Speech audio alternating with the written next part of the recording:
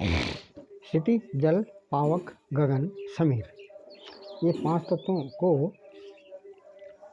तत्वों को यदि हम विस्तार से इनके बारे में योगासन में इनको सम्मिलित करें तो इनसे पहले कुछ योगासन की स्थितियों को जानना जरूरी है।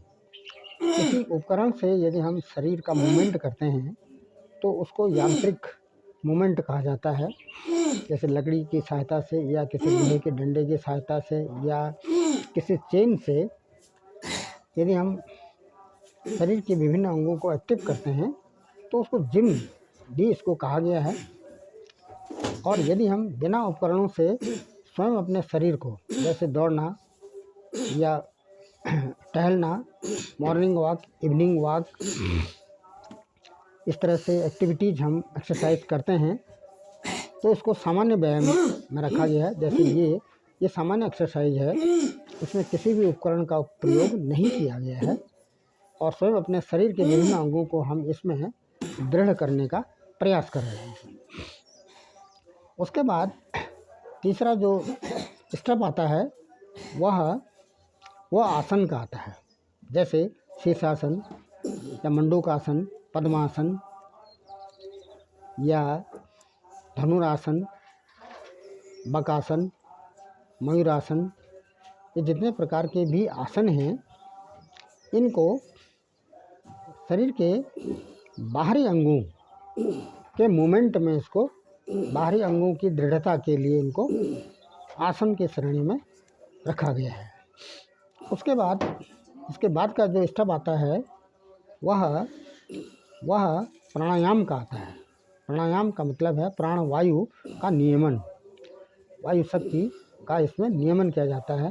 जैसे अनुलोम विलोम, भ्रामरी, भद्रिका या शीतला, ये प्राणायाम है। उसके बाद अगला जो स्टेप आता है वह बंध का आता है। बंध, किसी आसन में जाकर यदि हम किसी क्षेत्र विशेष को, अंग के क्षेत्र विशेष में यदि हम लॉक कर देते हैं तो उसको बंध में रखा गया है। जैसे मूल बंध, उद्यान बंध और जालंधर बंध, ये तीनों बंध जब एक साथ लगाए जाते हैं तो इसको त्रिबंध भी कहते हैं। बंध के बाद जो इसके बाद का स्टेप आता है उसमें बंध के बाद इसमें मुद्रा आती है। किसी भी आसन में बैठकर बंध लगाने के बाद यदि हम किसी मुद्रा को लेते हैं तो इसको मुद्रा में रखा गया है। अब ये क्या है मुद्रा? मुद्रा के बाद आता है अगला जो चरण है वो धारणा का आता है। अब इन शब्दों को समझने के लिए यदि हम बाहरी अंगों को में एक्सरसाइज करते हैं, बाहरी अंगों को दृढ़ करते हैं तो शरीर की दृढ़ता प्रदान करते हैं। यदि हम अपने बिना उपकरणों की मदद से प्राणवायु को किसी स्थान विशेष में कंसंट्रेट कर लेते हैं तो इसको धारणा में रखा गया है। यह चित्त ये आध्यात्मिक योग से संबंधित है।